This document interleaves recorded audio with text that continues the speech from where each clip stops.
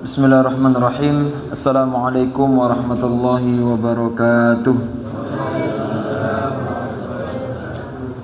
Innal hamdalillah nahmaduhu wa nasta'inuhu wa nastaghfiruhu wa natubu ilaih.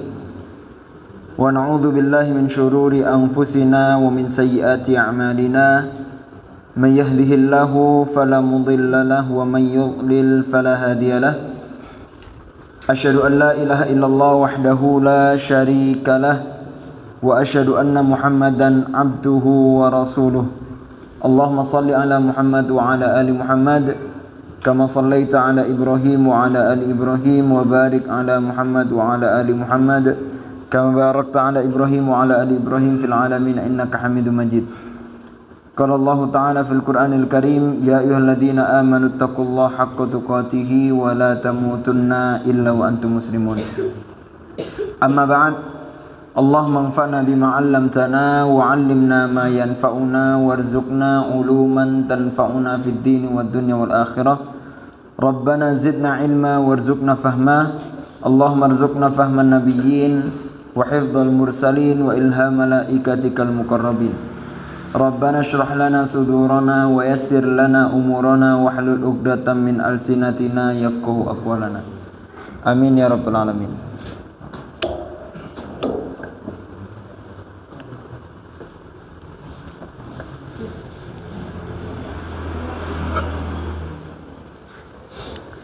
Baik, ikhwani fillah. Pada kesempatan kali ini kita bertemu kembali atas izin Allah Subhanahu wa Ta'ala, dengan segala karunia dan taufiknya kita dapat mempelajari ilmunya Allah Subhanahu wa Ta'ala, mempelajari syariat untuk menjadi jalan kita menuju Allah Subhanahu wa Ta'ala. Yang kedua, marilah kita haturkan salawat dan salam kepada junjungan Nabi kita, Nabi besar kita, Nabi Muhammad sallallahu alaihi wasallam, yang mana beliau menjadi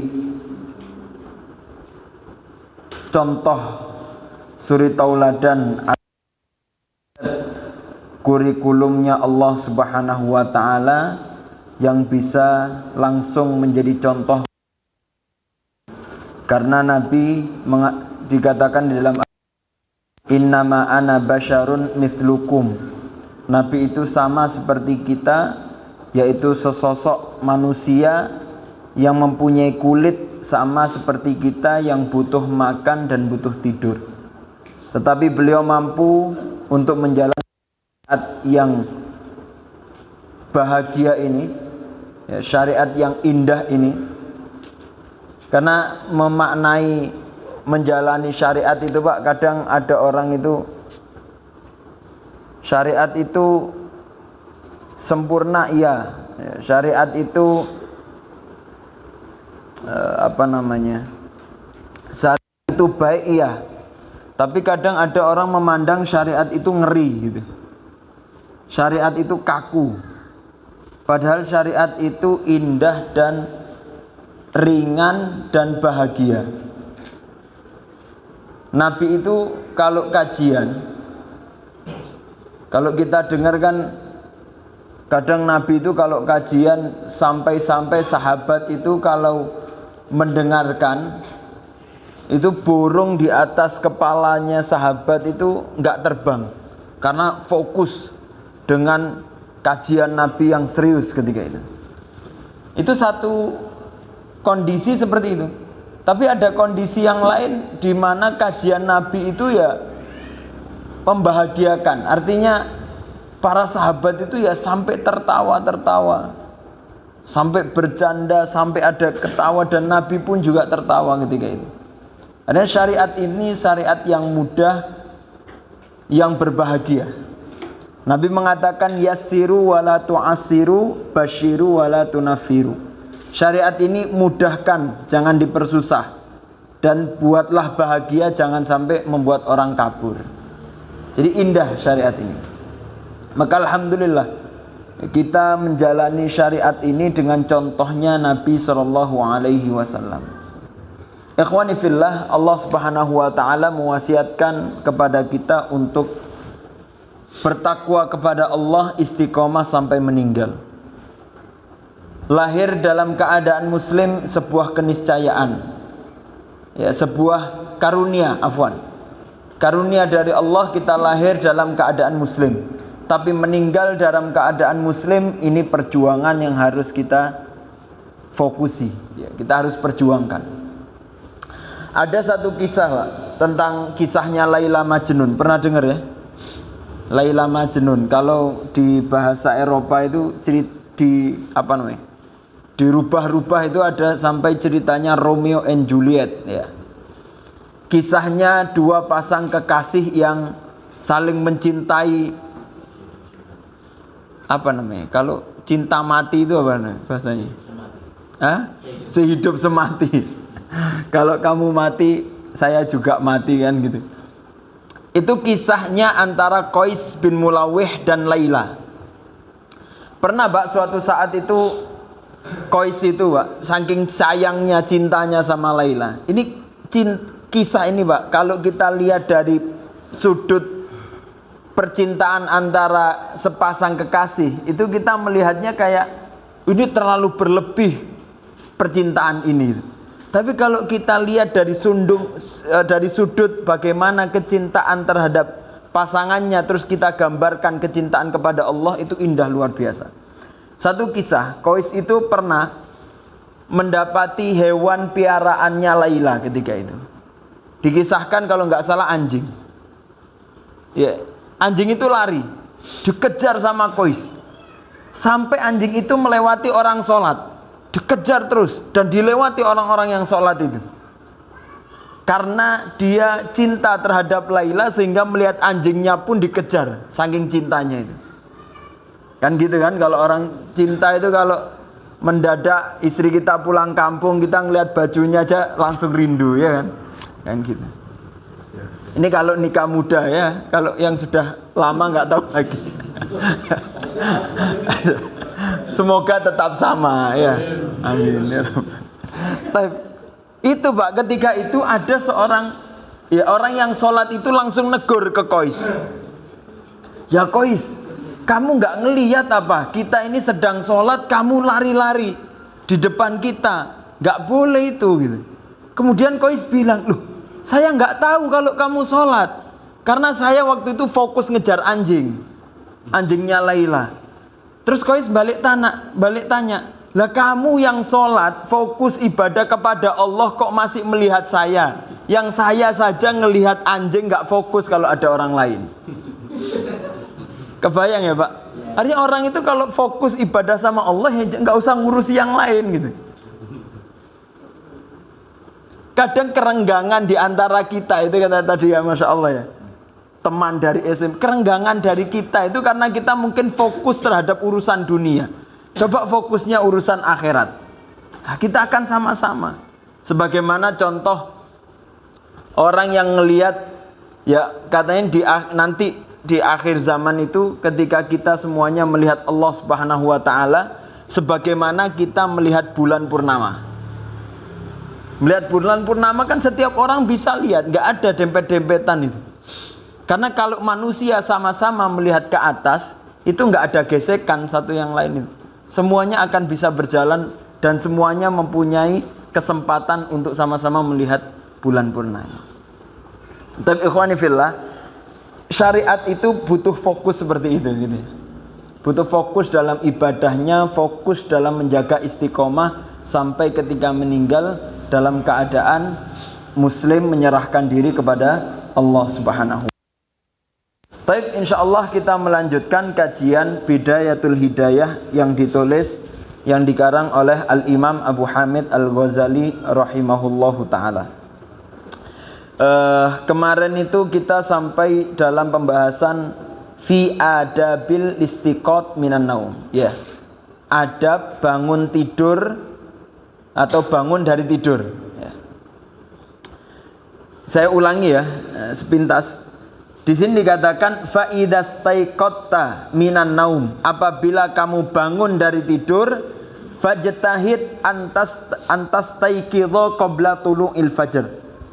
Kalau kamu bangun, maka usahakanlah bangun sebelum fajar, sebelum subuh bangunnya. Dan ijtihad, di sini dikatakan fajtahid, berarti ada upaya.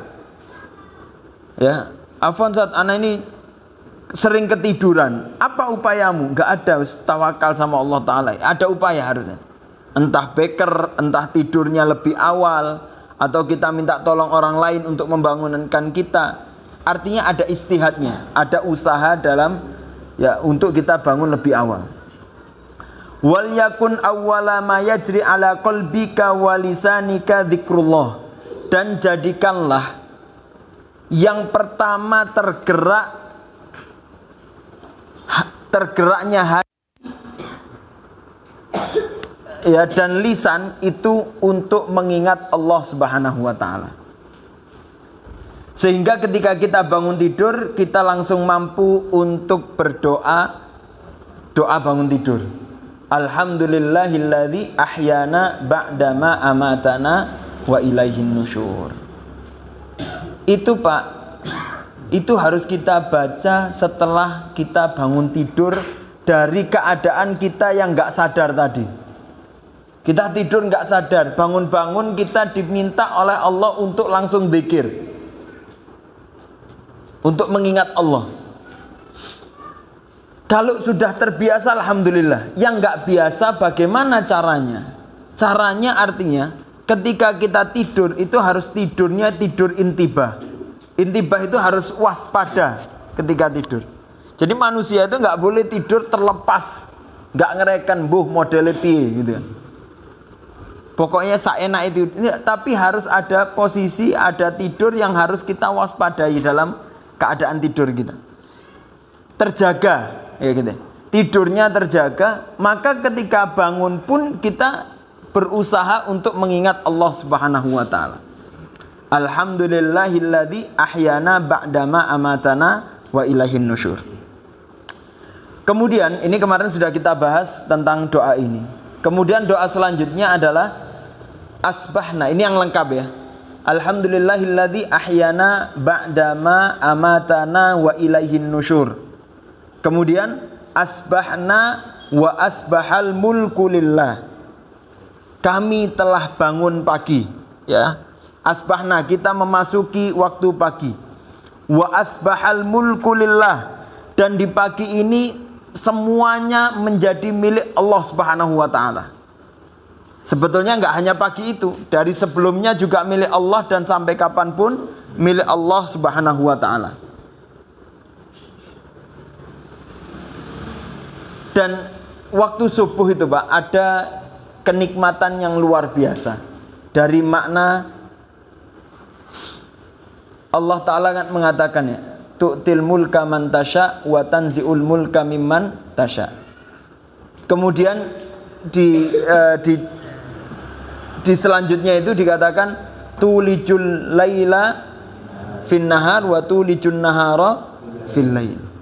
Kalimat tulij itu ada kalimat yang indah. Kalau kita kan mengartikan ya masuk pagi, masuk malam gitu kan. Tulij, ilaj itu kalau di ayat yang lain dikatakan, kalau bahasa kita itu sudah nggak mungkin terjadi. Apa peribahasanya itu? Hal yang nggak mungkin terjadi. Kalau mustahil, apa peribahasanya apa ya? Nasi sudah menjadi bubur. Atau nasi sudah menjadi bubur, ya itu yang sudah terlampau, sudahlah terlampau. Tapi ada yang nggak mungkin terjadi. Itu kalau dalam bahasa Arab peribahasanya kamayalijul jamalu fi sammil khiyat. Di Al-Qur'an ada. Sampai unta itu masuk ke lubang jarum jahit. Kira-kira masuk akal? Ya, unta masuk jarum jahit. Itu kan nggak masuk akal. Tapi kalimat yalij itu artinya kalau orang masukkan benang di lubang itu, kira-kira cepat atau pelan? Pelan ya, karena dia harus ya ditelesi kan gitu ya, dimut dulu baru dimasukkan gitu. Butuh pelan. Lihat Allah Ta'ala memasukkan dari malam ke pagi, kemudian pagi ke malam itu betul-betul dengan pelan gitu. Dari gelap terus agak terang. Ini kenikmatan dari Allah Subhanahu wa taala. Coba kalau mendadak gelap, tahu-tahu matahari jreng gitu. Kayak kita dalam rumah gelap, tahu-tahu dicetek lampu. Ya kadang ada orang yang sampai marah ketika di kamar gelap, mendadak istri kita nyalakan lampu terang gitu kan. Silau langsung. Tapi Allah Ta'ala jadikan itu sebuah kenikmatan. Asbahna, ya kita mendapati pagi itu. Asbahna wa asbahal mulku lillah.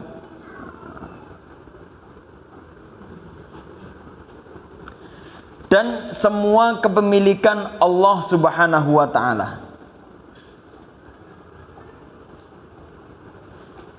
Dan kita harus mampu untuk menghadirkan di pagi itu, kita mampu untuk mengucapkan sebagai doa tadi, dan menghadirkan hati kita untuk mengimani bahwasanya semua ini adalah milik Allah Subhanahu wa Ta'ala. Itu Pak, ada namanya tema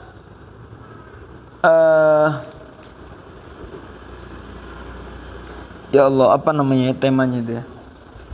Bukan romantis, tapi ada ikatan antara pikiran, hati, dan perbuatan kita itu. Ada ikatan yang baik. Apa ya, satu kata itu saya lupa ya. Harmonis. Orang itu harus punya harmonis. Ini dalam manajemen ini keren. Kalau orang itu sudah bisa mengharmoniskan antara pikiran, hati, dan perbuatannya, insya Allah dalam segala hal dia mampu untuk menjalankan dengan baik. Harmonis. Karena kadang orang itu fisiknya kuat, akalnya kuat, tapi hatinya nggak mampu memaknai, sehingga nggak harmonis dalam tubuhnya. Dan itu bisa jadi nggak istiqomah untuk menjalankan itu. Semangat di awal, terus pikirannya maju di awal, tapi hatinya nggak bisa memaknai, maka nggak harmonis. Hatinya mampu memaknai, tapi fisiknya tidak sinkron untuk bisa jalan, nggak harmonis. Bisa jadi menjadi ukuran keharmonisan kita terhadap pasangan, itu nggak mampu harmonis ketika kita nggak bisa mengharmoniskan apa yang ada di dalam tubuh kita. Nggak terbiasa dengan itu. Perbuatan kita nggak biasa untuk aktivitas. Pikiran kita nggak terbiasa untuk memfikirkan amal yang akan kita perbuat. Dan hati kita tidak terbiasa untuk memaknai amalan yang kita perbuat ini. Itu penting Mbak, memaknai dalam amalan itu penting. Sehingga sholat itu bukan hal yang penting saya mampu sholat, kemudian pikiran saya khusyuk sholat, tapi nggak maknai sholat itu buat apa. Nggak nyaman sholat itu. Kayak orang itu ditekan untuk sholat gitu saja. Nggak bisa memaknai panggilan azan, ini juga repot. Saya baru ngeh juga kemarin itu sempat mendengarkan. Ternyata azan itu sebetulnya bukan soal panggilan, tapi azan itu untuk mengingatkan orang-orang yang ghafilin. Zikrul ghafilin ya. Adzan itu untuk mengingatkan orang yang lalai sebetulnya. Artinya orang yang nggak lalai sebetulnya bukan tolak ukurnya bukan adzan, tapi dia tahu kapan waktu sholat, kapan waktu sholat, sehingga tanpa adzan pun dia harus mendatangi. Antara dia dengar atau tidak, masuk atau tidak, kalau udah waktunya sholat berarti dia waktunya untuk sholat. Tapi adzan itu emang manggil orang yang nggak dengar, orang yang lupa itu dipanggil dengan adzan. Itu kalau mampu memaknai itu, Pak, nikmat segala kehidupan kita itu. Nikmat. Dalam berkeluarga juga nikmat, harmonis. Kita masuk rumah, ya usikum wa iya nafsi. Masuk rumah itu semuanya masuk. Badan kita masuk, fisik kita masuk, pikiran kita masuk dalam rumah, hati kita juga memaknai. Rumah ini adalah keluarga kita. Rumah ini ya, saya ini posisinya sebagai seorang suami, sebagai seorang kepala rumah tangga. Itu akan harmonis dalam rumah itu. Nabi itu nggak pernah membawa kepemimpinannya di dalam rumah. Karena Nabi ketika di rumah, beliau adalah seorang suami dan seorang ayah dari anak-anaknya. Tapi kalau sudah keluar ya sudah, beliau menjadi pemimpin. Karena apa? Karena sudah terbiasa keharmonisan antara ada yang di dalam tubuhnya. Itu Allah Subhanahu wa taala sudah latih semenjak kita bangun tidur. Jadi gerak semua itu, Pak, antara pikiran, badan sama hati. Bangun tidur langsung mampu memaknai. Alhamdulillah alladzi ahyana ba'dama amatana. Itu kan memaknai alhamdulillah sudah dibangunkan sama Allah taala, sudah dihidupkan. Tadi saya mati. Mati itu artinya saya enggak sadar. Saya tidur saja itu menandakan miliknya Allah. Buktinya kita tidur enggak tahu. Mas, mambengi awakmu tendangane, masya Allah, mama tidurnya nyepak kanannya, kita nggak sadar. Itu artinya semua ini milik Allah ternyata. Bahkan tubuh kita saja ketika tidur kita nggak mampu untuk mengendalikan itu. Kemudian kita bersyukur kepada Allah, Allah Ta'ala bangunkan kembali setelah kematian kita. Kemudian kita dikembalikan kepada Allah. Kemudian kita mengucapkan asbahna wa asbahal mulku. Ini semuanya milik Allah Subhanahu wa taala. Bahkan bangun tidurnya saya pun itu Allah taala yang memiliki. Karena enggak ada orang itu yang bisa bangun sendiri tanpa dibanguni Allah, itu kayaknya ya siapa yang mampu? Nanti saya akan bangun ya. Itu kan kita juga artinya kita ikhtiar, tawakal, minta sama Allah taala untuk dibangunkan. Ini semuanya milik Allah. Keharmonisan antara hati, mampu memaknai, pikiran dan fisik kita. Kemudian wa asbahal mulku lillah wal 'azamatu wasultanu lillah. Dan al-'azamah, keagungan ya, dan kekuasaan itu semuanya milik Allah Subhanahu wa taala. Wal 'izzatu wal qudratu lillah. Keperkasaan dan kemampuan semuanya milik Allah Subhanahu wa taala.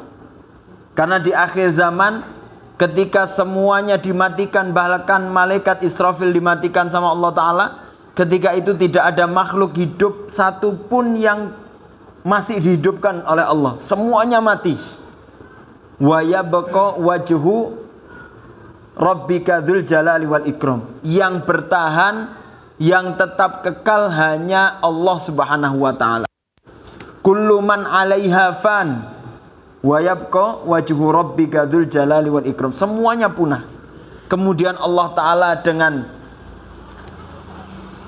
kesombongan, tapi kesombongan memang Allah taala memiliki itu. Allah taala mengatakan limanil mulkul yaum. Sekarang kerajaan siapa yang memiliki? Hanya Allah Subhanahu wa taala. Lillahil wahidil qahar. Hanya Allah taala yang memiliki. Kalau kita sudah tahu, Pak, semuanya ini milik Allah, lalu apa yang harus kita lakukan lagi? Kenapa kita tidak berharap kepada Sang Pemilik segalanya? Kenapa kita masih takut kepada sesuatu selain Allah Subhanahu wa taala? Apa yang menjadikan itu gitu? Kalau kita tahu semuanya adalah milik Allah Subhanahu wa taala. Coba bayangkan, Mbak, kita bangun tidur saja sudah dilatih oleh Allah Subhanahu wa taala untuk mengimani kekuasaan Allah. Kita diajari untuk mengimani kekuasaan Allah. Lalu kita menjalani kehidupan sehari itu dengan keyakinan yang kita tumbuhkan hidayah di awal tadi. Semuanya kekuasaan Allah Subhanahu wa taala. Maka kita ikhtiar berharap pahala, hasil Allah Ta'ala yang tentukan. Berapa jumlahnya kalau kita yakin itu adalah keputusan dari Allah Subhanahu wa Ta'ala. Asa antakrahu syai'an wa huwa khairun lakum. Kadang kita enggak berharap, ternyata kalau itu pilihan Allah Subhanahu wa Ta'ala, itulah yang terbaik bagi kita. Terus kita hidup dengan keadaan mengimani bahwasanya semuanya adalah kekuasaan dan kepemilikan Allah Subhanahu wa taala. Dan kita ini bagian dari hambanya Allah Subhanahu wa taala gitu kan. Terus kita beribadah mengimani kepada Allah Subhanahu wa taala. Kalau ada seorang anak hilang lalu ditemukan oleh orang tuanya, pasti cintanya orang tua itu lebih kepada anak tersebut. Cintanya Nabi terhadap umatnya lebih daripada itu. Dan cintanya Allah terhadap hambanya lebih daripada cintanya Nabi terhadap umatnya. Allah Ta'ala cinta sama kita. Bismillahirrahmanirrahim. Allah Ta'ala mempunyai kasih dan sayang. Kasih diberikan kepada seluruh makhluknya. Allah Ta'ala berikan kasihnya. Orang kafir pun kalau kerja Allah Ta'ala kasih. Orang yang menyekutukan Allah seperti Fir'aun, kalau dia ingin sesuatu sifatnya dunia, Allah Ta'ala kasih. Tapi Allah Ta'ala enggak sayang. Allah Ta'ala sayang terhadap hambanya yang muslim, hambanya yang beribadah kepada Allah. Sayang itu kan dulu pernah kita sampaikan. Sayang itu artinya Allah Ta'ala melihat kemampuan kita siap atau tidak untuk diberi itu. Kan gitu kan?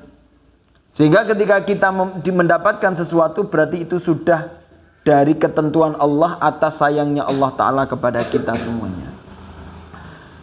Itu doanya ya. Alhamdulillahilladzi ahyana ba'dama amatana wa ilaihin nusyur. Asbahna wa asbahal mulku lillah wal azamatu wa sultanu lillah wal izzatu wal qudratu lillah.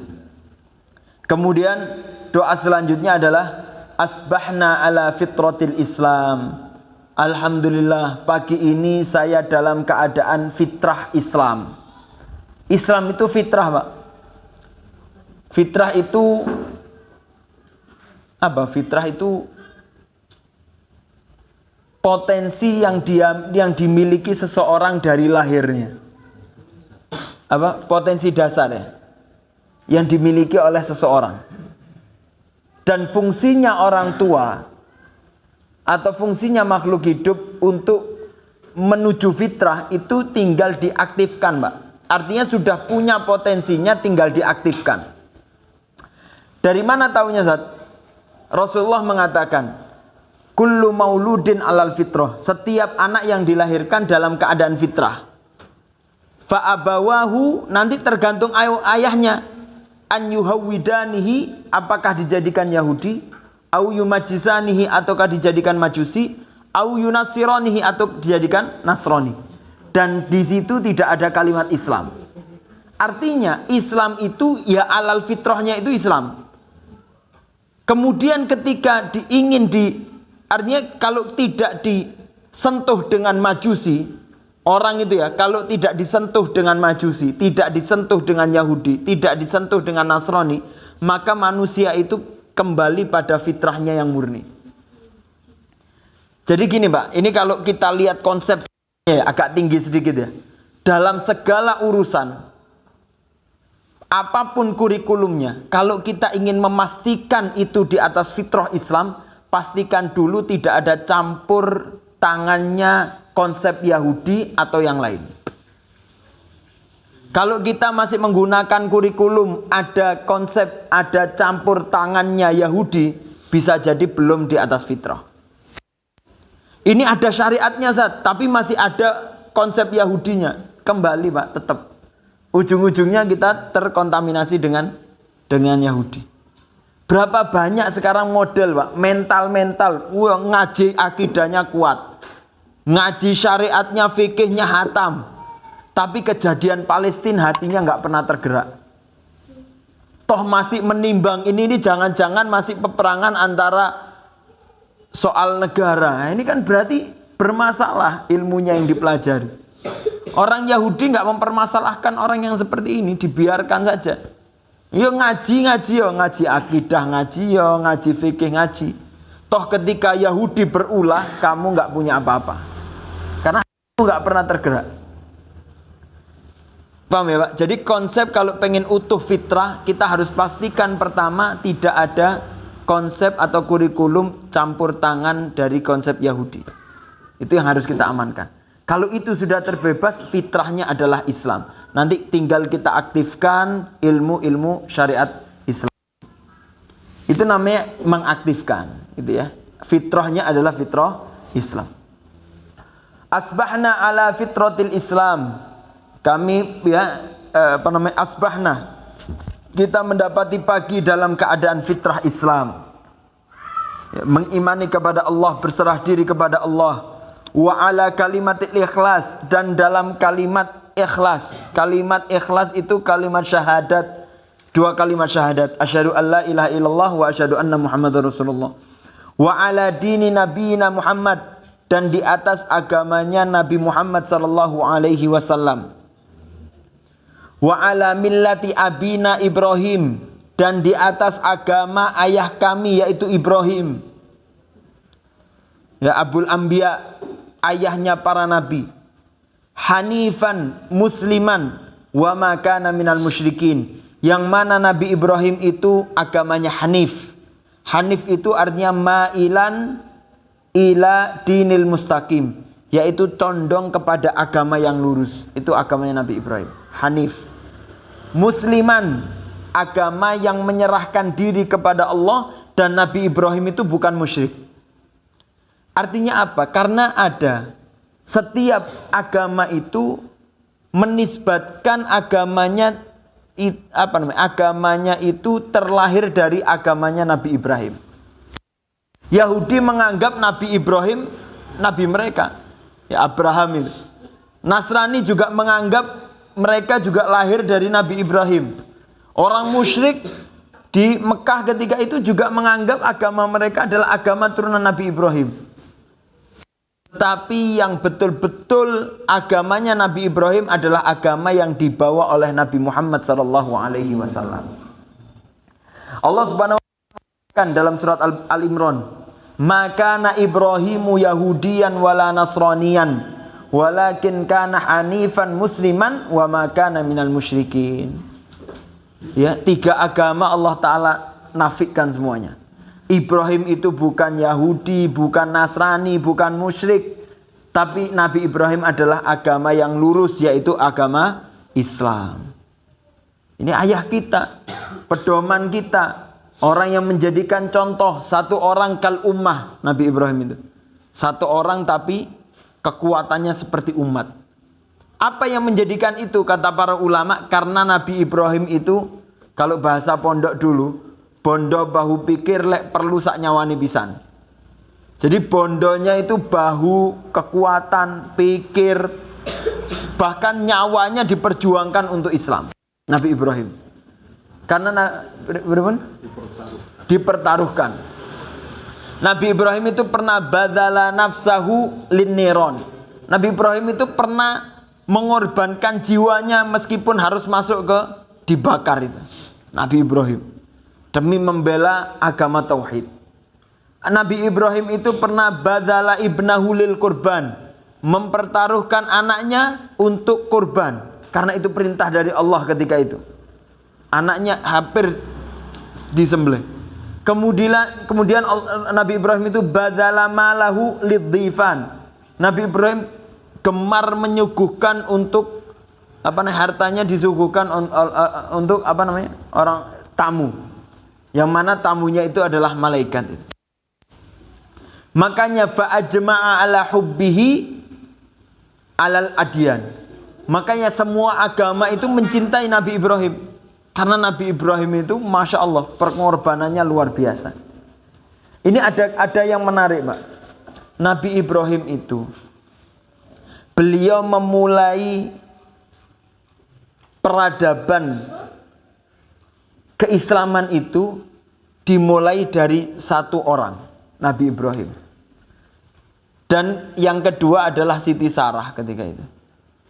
Karena Nabi Ibrahim pernah mengatakan ketika Siti Sarah di Mesir itu digoda oleh ketika masuk Mesir itu kan mendapatkan informasi bahwasanya ada raja yang ingin mencari perempuan untuk diperistri, perempuan yang sudah punya suami. Kalau perempuan itu gadis gak mau rajanya. Bahkan nyarinya yang harus punya suami. Kenapa?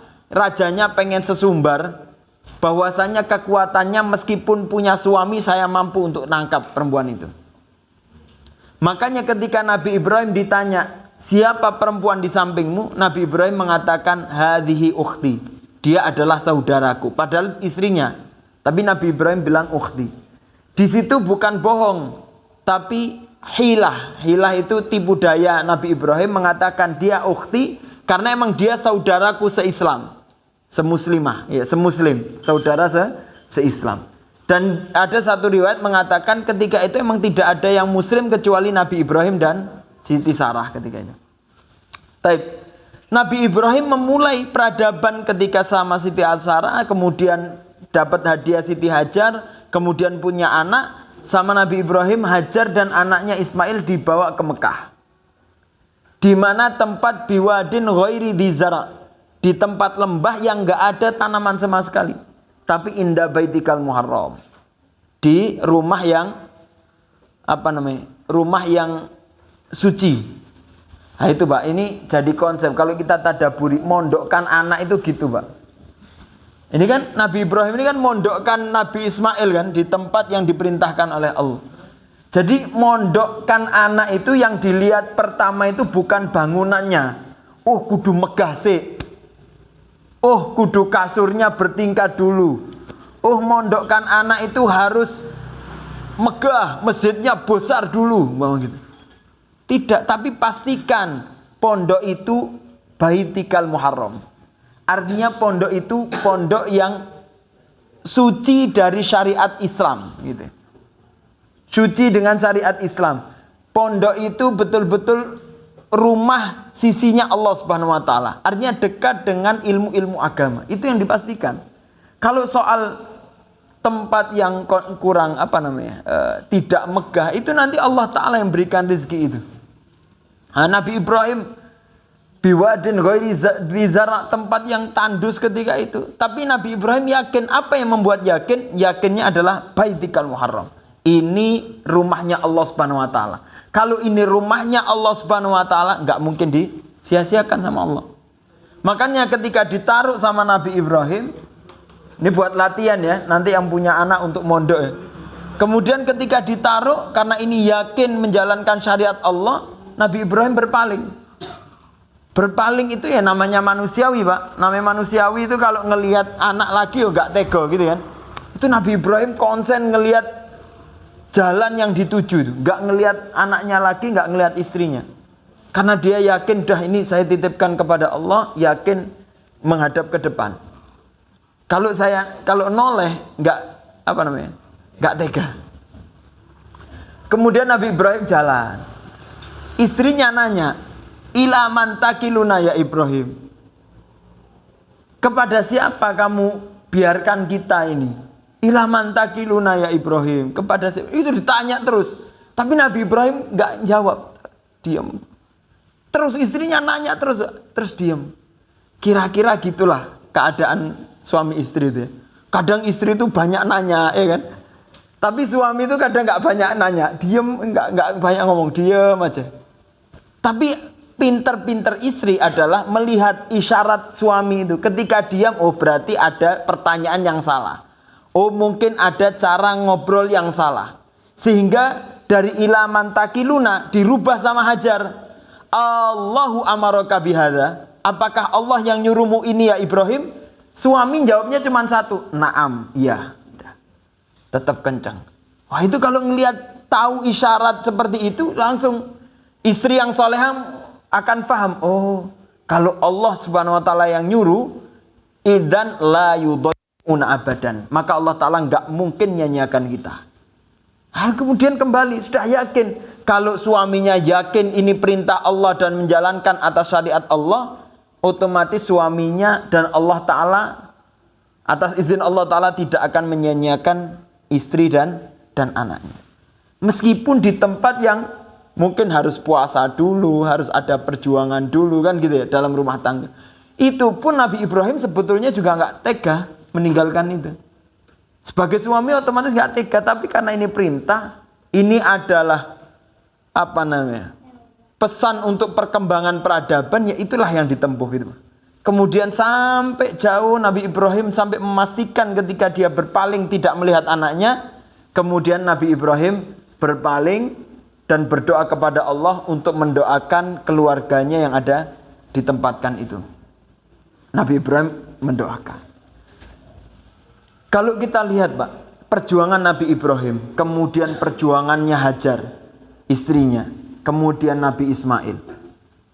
Dengan perjuangan itu, sehingga lahir adanya Sofa Marwa, ada Zamzam, ada ibadah umroh dan haji, sampai lahir keturunannya, yaitu Nabi Muhammad SAW yang Allah keluarkan dari dari rahimnya Hajar, dari keturunannya Nabi Ibrahim.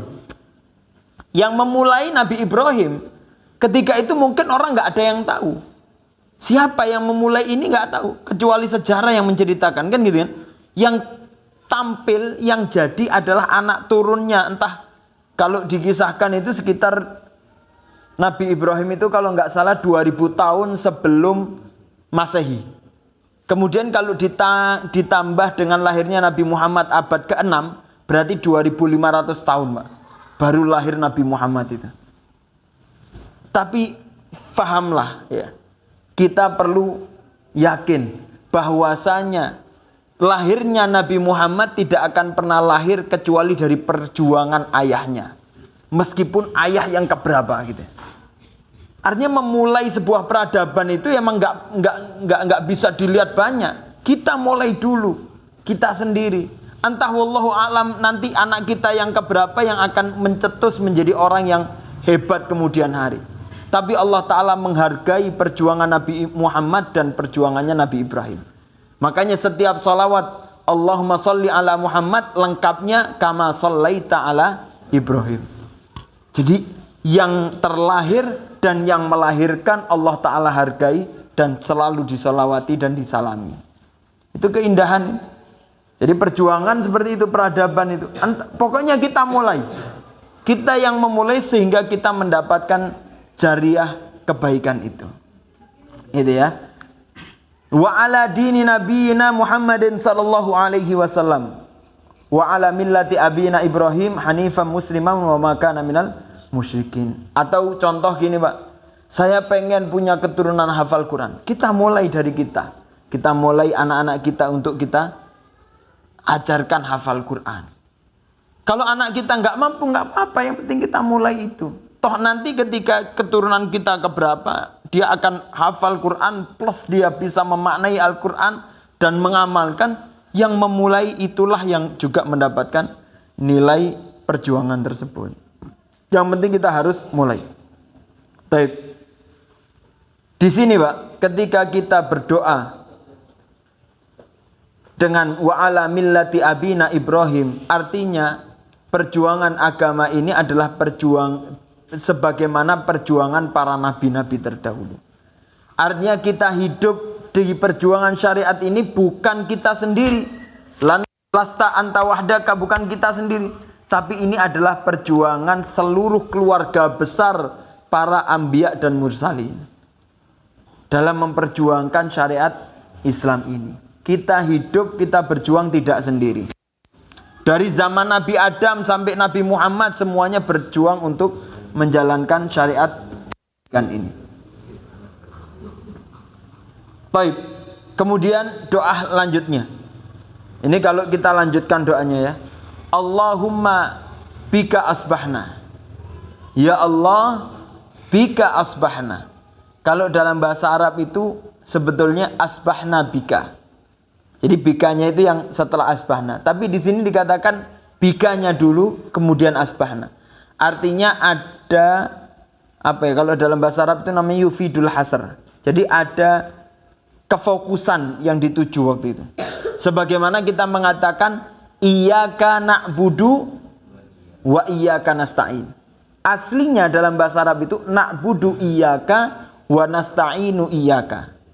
Ya, na'buduka wa nasta'inuka. Bedanya apa Zat artinya? Na'buduka itu artinya ya Allah aku menyembahmu. Nasta'inuka ya Allah aku meminta pertolongan kepadamu. Tapi ketika iyyaka na'budu artinya hanya kepadamu aku menyembah dan hanya kepadamu. Jadi ada kalimat hanya itu Pak. Itu kalau didahulukan. Emang apa saat bedanya kalau nak budukan langsung? Kalau nak budukan langsung itu artinya saya menyembahmu ya Allah, bisa jadi dengan menyembah yang lain juga. Karena objeknya itu di akhir, tidak ditutup di awal. Ya kalau di akhir itu objeknya bisa kamu, bisa yang lain juga. Makanya ada namanya Syekh Aiman Amin Abdul Ghani, ya orang Mesir itu. Orang sekarang kalau mengatakan aku cinta padamu dengan kalimat uhibbuka, itu bisa jadi bohong itu. Karena aku mencintamu dan yang lain juga gitu. Jadi, tapi yang lainnya itu nggak disebutkan. Tapi kalau betul-betul hanya mencinta kepadamu, itu mengatakan iyyaka uhib, hanya kepadamu aku mencintai. Ya, itu kalimat yang benar itu seperti itu gitu. Hanya kepada. Nah, kalau bika asbahna artinya bika itu maknanya asbahna mutalabbisina bi ni'matika. Ya Allah, kami ini di pagi hari bika itu dengan segala nikmatmu. Bika asbahna itu ya Allah, dengan segala kenikmatanmu saya bisa mendapati pagi ini gitu. Jadi saya masuk pagi ini emang karena nikmatmu. Kalau nggak ada nikmatmu saya nggak bisa masuk pagi ini. Saya nggak bisa bangun kalau tanpa nikmat Allah. Nggak bisa menikmati indahnya pagi. Nggak bisa menikmati indahnya perputaran antara malam dan pagi. Itu kan kalau perpindahan itu kan senja itu enak-enaknya ya Pak. Bahkan ada orang berbondong-bondong ke pantai hanya melihat sunrise itu kan. Terbitnya matahari. Karena indah sekali. Allah Ta'ala berikan kenikmatan itu. Bika asbahna wa bika amsayna, dan karena nikmatmu pula aku bisa memasuki waktu sore. Wa bika nahya, dan atas nikmatmu saya bisa hidup. Wa bika namutu, dan atas nikmatmu saya bisa mati. Wa ilaikan nusyur, dan kepadamu nanti kita akan dikumpulkan oleh Allah Subhanahu wa Ta'ala. Kemudian Allahumma ya Allah, inna nas'aluka anta ba'athana fi hadzal yaum illa ila kulli khairin. Ya Allah, sesungguhnya kita meminta kepadamu anta ba'athana, kamu bangkitkan kita di hari ini untuk bisa melakukan segala kebaikan. Allahumma inna nas'aluka, ya Allah, aku meminta kepadamu untuk engkau bangkitkan aku di hari ini untuk bisa melakukan kebaikan-kebaikan. Itu sudah diminta dari pagi hari. Ya kalau sudah paginya berdoa meminta kebaikan, ya Allah Ta'ala akan kabulkan kebaikan itu. Wa na'udzubika an najtariha, dan aku berlindung kepadamu ya Allah, an najtariha, untuk bisa kerja fihi su'an. Ya Allah, aku berlindung kepadamu ketika aku kerja. Ketika kerja ada keburukan-keburukan itu, aku berlindung supaya keburukan itu tidak menghampiri diriku. Ya otomatis kan orang di pagi hari akan aktivitas, sehingga aktivitasnya terlindung, terjaga oleh Allah Subhanahu wa Ta'ala dari segala keburukan. Au najurrahu ila muslim, atau kita nggak sadar dalam pekerjaan kita itu kita membawa keburukan itu kepada orang lain. Kita berlindung dari itu. Kita nggak tahu Pak, ternyata ketika kita kerja itu kita mendolimi orang, kita berbuat buruk kepada orang, kita berlindung dari itu. Semoga Allah Ta'ala menjaga kita untuk tidak berbuat keburukan kepada orang lain. Au yajurrahu ahadun ilaina, atau orang berbuat buruk kepada kita sehingga kita dilindungi agar kita dijaga oleh Allah Subhanahu wa Ta'ala dari segala keburukan. Itu juga diminta oleh hamba yang berdoa kepada Allah Subhanahu wa Ta'ala. Allahumma inna nas'aluka anta ba'athana fi hadzal yaum ila kulli khairin wa na'udzubika an najtariha fihi su'an aw najurrahu ila muslim aw yajurrahu ahadun ilaina. Kemudian nas'aluka khaira hadzal yaum, aku meminta kepadamu kebaikan di hari ini, wa khaira ma fihi, dan kebaikan yang ada di dalam hari ini, wa na'udzubika minasyarrihi wa syarri ma fihi, dan aku berlindung dari keburukan dan keburukan yang ada di dalamnya. Yang meminta kebaikan dan keburukan. Setelah itu doa yang panjang itu ketika kita baca dari bangun tidur, itu Masya Allah. Ya, kita bangun dengan segala ikrar keimanan, kemudian kita meminta betul-betul nyembah kepada Allah, bahkan meminta pertolongan kepada Allah. Di saat kita bangun tidur belum minta tolong kepada siapapun, kita mengawali untuk meminta kepada Allah Subhanahu wa taala. Itu murni sekali akidahnya ini, luar biasa. Baik. Kemudian di sini dikatakan, fa idza labista thiyabaka, sudah bangun tidur, maka bangun kan? Nah, kalau sudah bangun, maka kita pakai pakaian. Artinya Pak, kalau di sini Imam Ghazali setelah bangun tidur doa, kemudian fa idza labista thiyabaka, kalau kamu pakai baju, berarti tidur itu ada pakaiannya Pak. Di dalam ruangan kamar itu ada pakaian sendiri, keluar kamar itu juga ada pakaiannya sendiri. Ya. Jadi tidur itu ada pakaian, entah sarungan, entah ada pakaian tidur gitu ya. Maka ketika kita keluar kamar, apalagi kita satu rumah dengan anak kita yang sudah dewasa, sudah balik, atau dengan keluarga yang lain, maka kalau keluar kamar ya harus pakai pakaian yang tidak sama dengan tidur. Ya kalau tidur sarungan tok, bajunya apa? Ya kaos kutang, alhamdulillah ute-ute ya. Nggak pakai baju terus keluar dari kamar juga nggak pakai baju. Nah kan, Muslim itu tidur punya pakaian, keluar kamar juga ada pakaiannya. Maka ketika kita pakai baju mau keluar, fa idza labista siyabaka fanwi, maka niatkanlah bihi imtithala amrillah. Nah, ini hidup kalau hidayah itu Pak, hal-hal yang sifatnya mubah, ya, sifatnya kebiasaan, ya, sifatnya duniawi, pakai pakaian itu kan hal yang biasa. Maka diniati juga dengan ibadah, imtithal, untuk mengikuti perintah Allah Subhanahu wa taala. Ya, maka akan melahirkan pahala. Jadi gini Pak urutannya ya. Niat itu kalau ibadahnya wajib, niatnya wajib. Apa wajib niatnya? Adalah ibadah ini hanya karena Allah dan kita tidak mensekutukan. Ini kalau ibadah wajib. Kemudian kalau ibadahnya mubah, urusan dunia, kita niat gak apa-apa. Tapi kalau kita gak niat, itu dihukumi aktivitas biasa, gak ada pahalanya. Tapi kalau kita niatkan untuk mencontoh, untuk mendapatkan pahala, maka kita mendapatkan pahala dari hal yang mubah itu. Jadi niat itu merubah dari yang tadi nggak dapat pahala jadi pahala.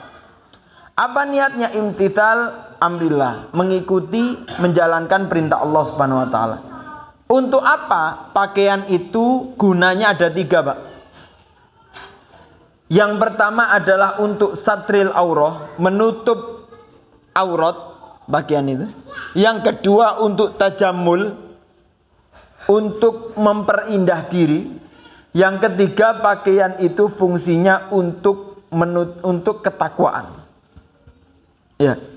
Sebagaimana Allah Subhanahu wa taala mengatakan, "Ya bani Adam, wahai anak cucu Adam, qad anzalna 'alaikum libasan." Telah diturunkan kepada kalian pakaian. Fungsinya apa? Yuwari sau'atikum, untuk menutup aurat kalian, warisyah, dan untuk keindahan, walibasut taqwa dzalikal khair, dan untuk ketakwaan. Jadi pakaian itu fungsinya 3. Kalau yang menutup aurat itu pakaian doruri, wajib. Ya nggak boleh orang keluar tanpa pakaian, itu haram, nggak boleh, harus tertutup. Kemudian risya itu pakaian yang melebihi dari yang tertutup ya. Kalau laki berarti wajibnya antara pusar sampai lutut. Ya, yang lebihnya ini untuk keindahan, supaya kita lebih tertutup semuanya. Ya, kalau perempuan semua kecuali telapak tangan dan wajah. Ya, itu yang melebihi. Kalau libasut taqwa itulah sebaik-baik pakaian. Orang itu Pak, kalau pakai pakaian dorurinya dipakai ya, pakaian yang menutup auratnya dipakai, pakaian untuk keindahan dipakai, tapi pakaian ketakwaannya nggak dipakai, maka dia seakan-akan telanjang dalam berpakaian. Dia nggak memakai ya, pakaian itu bukan untuk ketakwaan, ya untuk menutup toh, untuk gaya-gayaan toh, biar dilihat orang, biar kita dilihat keren baju kita, tapi tidak ada nilai ketakwaan dalam pakaian kita. Itu di mata Allah Subhanahu wa taala enggak fungsi. Pakai baju keren ya. Ada outfitnya, mereknya ini kalau dilihat di online shop itu harganya 5 juta bajunya. Celananya harganya 10 juta. Jadi outfitnya 15 juta. Tapi enggak ada nilai, dipakainya dengan sombong, enggak ada nilai takwanya. Maka orang yang melihat, keren pakaiannya mahal. Maka yang melihat juga itu orang-orang yang di tingkat rendah, karena dia hanya melihat zahir. Tapi kalau orang baik itu akan melihat apa yang ada di dalam diri orang itu, kebaikannya. Karena sebagaimana Allah Subhanahu wa taala, innallaha la yanzuru ila suwarikum wala ajsadikum walakin yanzuru ila qulubikum. Allah Ta'ala itu nggak ngelihat pakaian kalian, luar kalian, tapi Allah Ta'ala melihat yang ada di dalam hati kita. Itu ya. Maka yang harus diperbaiki itu takwa itulah ya, dari segala pakaian. Ya, bukan baju koko ya, bukan baju takwa, tapi ketakwaan. Sebagaimana disampaikan, idzal mar'u lam yalbas thiyaban minat tuqa tajarrada uryanan walau kana kasiya. Apabila seseorang itu tidak memakai pakaian ketakwaan, maka dia seperti orang yang telanjang meskipun dia berpakaian. Ya enggak percuma kelambine wapi, outfitnya bagus, ternyata sombong, pelit. Ternyata enggak takwa, enggak dipakai sholat, buat apa? Mobilnya bagus, tapi nggak pernah dipakai untuk Jumatan, nggak pernah dipakai untuk kajian. Nah, ini kan nggak ada nilai takwanya. Rumahnya bagus tapi nggak pernah diadakan kajian, nggak pernah ngajak orang untuk bertamu. Nah, ini nggak ada nilai takwanya. Maka percuma segala apa yang dia miliki. Rumahnya bagus tapi nggak pernah di-ngajii, nggak pernah dibuat sholat sunnah di dalamnya. Maka apalah fungsi dari rumah tersebut kalau tidak ada nilai ketakwaan. Maka itu harus kita perhatikan.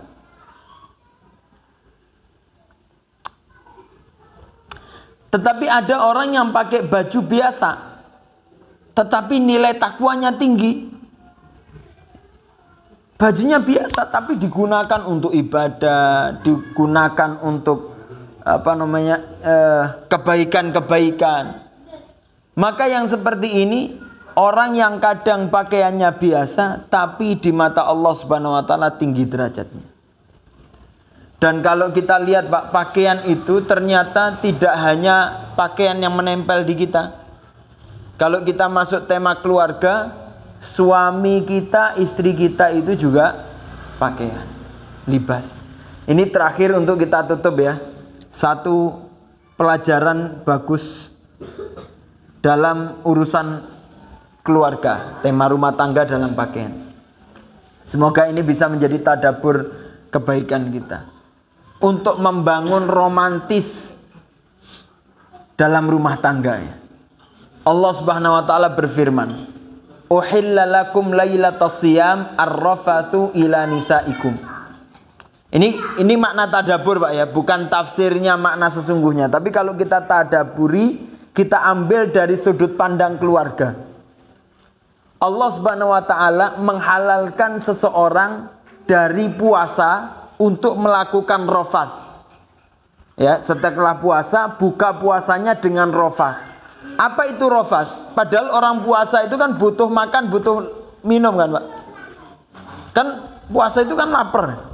Kemudian dibuka dengan makan dan minum, tapi di sini berbukanya dengan uhilla lakum lailatas shiyam ar-rafat.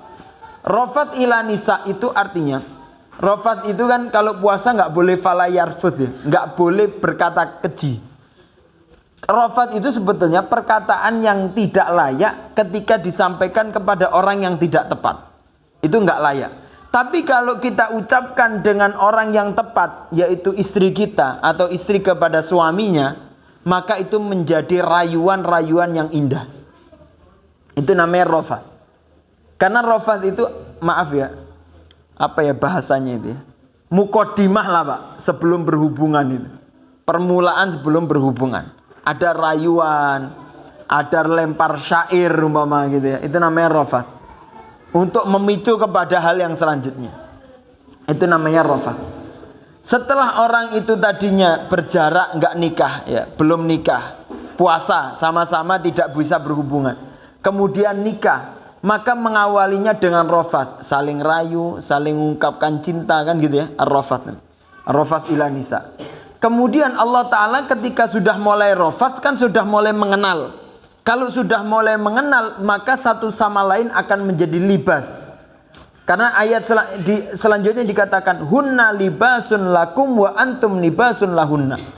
Mereka itu pakaian kamu dan kamu pakaian mereka. Artinya suami istri itu sudah mulai menjadi bagian antara satu dengan yang lain. Itu kan pakaian itu kan kalau sudah mau kita pakai itu kan menjadi bagian dari kita. Dan orang ketika memakai baju itu otomatis kan baru, kalau baju baru itu Pak kan butuh penyesuaian kan. Kadang celana itu rasanya kok gak enak masihan gitu ya. Tapi ketika kita biasakan lama-lama rodok melar. Baju itu ketika kita pakai lama-lama sudah mulai nyaman. Ya dalam rumah tangga gitu.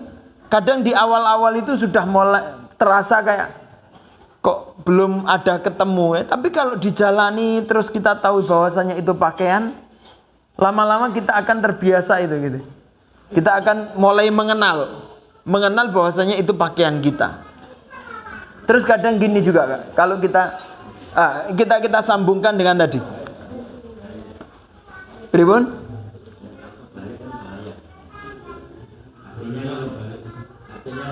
Jadi baju kan ini pasti enak pakaiannya. Kalau lama-lama dipakai jadi rusuh artinya dibuang. Ah gini, belum selesai ini, belum selesai. Fungsi libas sebagaimana fungsi istri atau pasangan terhadap pasangannya, sebagaimana fungsi pakaian tadi. Pakaian tadi fungsinya apa? Untuk menutup aurat, untuk keindahan, untuk ketakwaan. Fungsi pasangan itu ya seperti itu Pak. Pertama untuk menutup aurat, harus kita jaga aurat pasangan kita. Itu tugas pakaian. Yang kedua untuk memperindah, saling melengkapi, saling mengindahkan, saling mengangkat kebaikan bersama. Itu risyah. Kadang orang itu kalau maaf ya, kalau pakaiannya nggak pas ya nggak ketok gantengi. Tapi kalau pakaiannya pas menjadi risyah maka kelihatan ganteng. Pasangan itu kadang nggak tampak, tapi kalau pasangannya mampu untuk menjadi keindahan bagi pasangannya, maka dia akan terlihat. Makanya banyak pepatah mengatakan di balik kesuksesan suami itu ada perjuangan istri. Artinya istri sudah sukses untuk menjadi pakaian terindah bagi suaminya. Yang ketiga adalah untuk ketakwaan. Nah, ini yang penting. Jadi antara suami istri ini mampu menjadi pakaian ketakwaan, saling mengingatkan kebaikan, saling mengingatkan akan ibadah kepada Allah Subhanahu wa taala. Itu fungsi pakaian. Itu ya. Itu harus kita tanamkan. Kemudian soal tadi, emang kadang kita pakai beli baju, oh koyoknya pas, kita pakai. Ternyata kok mendadak, oh kita baru tahu, ternyata ada lubangnya. Oh ternyata ada kucelnya, ya, ada harus. Ya itulah dalam rumah tangga Pak. Kadang di umur pernikahan 1 tahun, 2 tahun, itu kelemahan pasangan belum terlihat. Terlihatnya kapan? Nanti mungkin ada satu kelemahan yang terlihat 10 tahun ke depan. Ada yang terlihat 5 tahun. Nanti di tahun ke-6 baru ada yang kelihatan lagi. 7 tahun kelihatan lagi. Ya itulah, itu pakaian seperti itu Pak. Baru terlihat. Tapi ketika kita tahu ini pakaian kita, kan ya nggak langsung dibuang. Dicuci dulu, kita tahu, oh kita jahit dulu, kita perbaiki dulu, dipermak dulu, ditambahi kainnya umpama, kan gitu kan? Oh istri saya ini kok tambah lama, tambah tua, kok kulitnya mulai Ya nggak disetrika, ya dibelikanlah make up, ya kan? Dibelikan apa namanya? Hand body, dibelikan ya. Ngelihat tetangganya pakai hand bodyan, istri kita nggak dibelikan. Nah, ini kan bermasalah ini, naudzubillah. Ya kita bondoi istri kita untuk memperbaiki diri. Sebagaimana istri kita juga menyupport suaminya untuk keindahan dirinya gitu. Itu fungsi selalu seperti itu. Makanya Allah Ta'ala mengatakan di selanjutnya, alimallah annakum kuntum takhtanuna anfusakum. Allah Ta'ala itu mengetahui ketika kalian takhtanun itu dalam tafsir maknanya khianat. Khianat itu Pak, artinya ada sesuatu yang ditutupi sebelumnya, nggak ditampakkan, kan gitu kan. Orang khianat kan nggak ada sesuatu yang disembunyikan. Dalam rumah tangga itu kadang memang seperti itu. Kelemahan itu kadang disembunyikan, nggak dikeluarkan. Mendadak kita tahu. Ketika kita tahu, waktunya kita untuk mengenali pakaian kita. Ketika kita kenali, alimallah annakum kuntum takhtanuna anfusakum fataba alaikum wa afa ankum. Maka ampunilah dia, maafkanlah dia. Terimalah dia dengan apa adanya dan disupport dengan kebaikan tadi. Disupport dengan kebaikan, dipermaklah, diperbaikilah, ngaji bareng lah. Kita tanya ke ustadz konsul lah, atau kita daurah bareng lah. Itu perbaikan itu, sehingga kita menjadi libas satu dengan yang lain.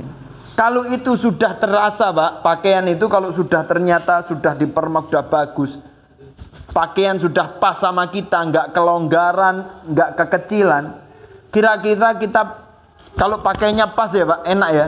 Kira-kira kalau ketika kita pakaian itu terasa pakai pakaian atau enggak? Rasanya kayak enggak pakai apa-apa, padahal ada yang menggantung di dalam diri kita itu. Ada beban yang menambah dalam diri kita. Tapi kita kerasanya enggak kayak beban. Kita pakai satu hari pakaian itu ya enggak merasa malam, waduh wabot. Kenapa abot? Seharian anak pakai baju burat. Kan enggak mungkin. Karena kita sudah mulai sudah nyaman memahami itu. Jadi kita sudah nyaman dengan pakaian tersebut. Kalau itu sudah kita biasa, kita maafkan, kita maklumi, hasilnya adalah fabashir fal'ana, maka sekarang bashiruhunna wabtaghu ma kataballahu lakum. Sekarang baru kamu bisa mubasyarah sama dia. Mubasyarah kalau di sini maaf artinya bergaul. Tapi kalau kita maknai dari sudut pandang kisah tadi, mubasyarah itu artinya kulit kita dengan kulit istri itu sudah menyatu Pak.